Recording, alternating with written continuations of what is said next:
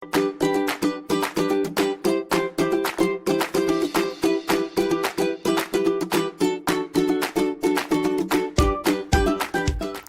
عليكم ورحمة الله وبركاته. مرحبا بكم فيديو جديد على قناتي مطبخ الأطلسية. كنتمنى تكونوا بخير وعلى خير وانتم كتشاهدوا هذا الفيديو. اليوم جبت لكم طريقة تحضير الريب بمكونين فقط، كيجي خطير في المذاق وناجح مليون في المئة من أول استعمال. كما كتلاحظوا كيجي عاقد وبلا دون تعقيدات وبدون مواد محافظة. تبعوا معايا الفيديو من الاول حتى الاخر باش تعرفوا طريقه التحضير. على بركه الله. انا كنحتاج حليب الابقار، ضروري يكون حليب الابقار، واذا ما كانش متوفر ممكن نديروا اي نوع ديال الحليب. هنا استعملت 2 دانون بنكهه الفانيلا. كما قلت لكم مكونين فقط.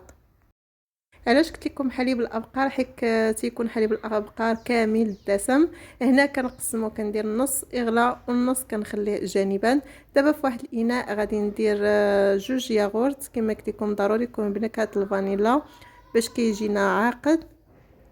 وكنضيف 6 المعالق ديال السكر حبيبات. الا درتو نصف الكميه، مثلا درتو 1 لتر ديال الحليب، غديروا 1 دانون بنكهه الفانيلا و3 المعالق من السكر حبيبات. انا هنا ضافت الكميه، نتوما ممكن ديروا نصف الكميه، كيبقى لكم اختيار.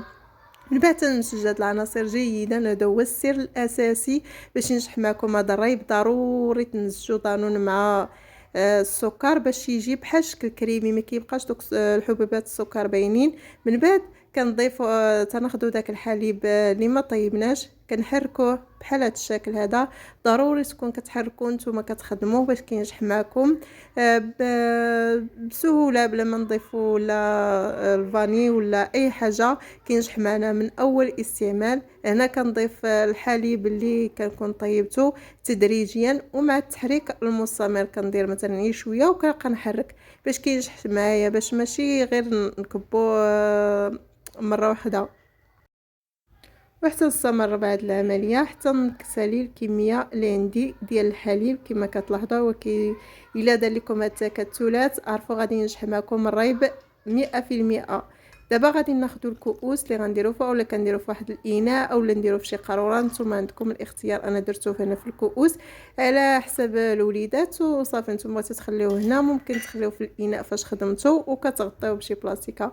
انا خديت واحد الطنجره غادي ندير فيها هاد الكؤوس اللي عمرتهم، وكندير الماء دافي. ضروري ديروا هاد العمليه باش دغيا كيعقد. واخا تخليوه غير 6 سوايع بلا ما تخليوه ليله كامله. انا غطيته وخليته ليله كامله ما كنتش محتاجاه، ولكن واخا ديروا غير 6 سوايع راه كينجح معكم في الاخير كيجي عاقد بحال هذا الشكل هذا. الصوره كتوضح الشكل ديالو كما كتلاحظوا عاقد. واخا تخليوه حتى 6 سوايع. كنتمنى ان لا فيديو ديال اليوم ينال الاعجاب ديالكم، وتدعموني بالاشتراك وتبارطاجيو الفيديو مع العائله والاصدقاء لتعم الفائده. دمتم في رعايه الله وحفظه، والى فيديو قادم ان شاء الله.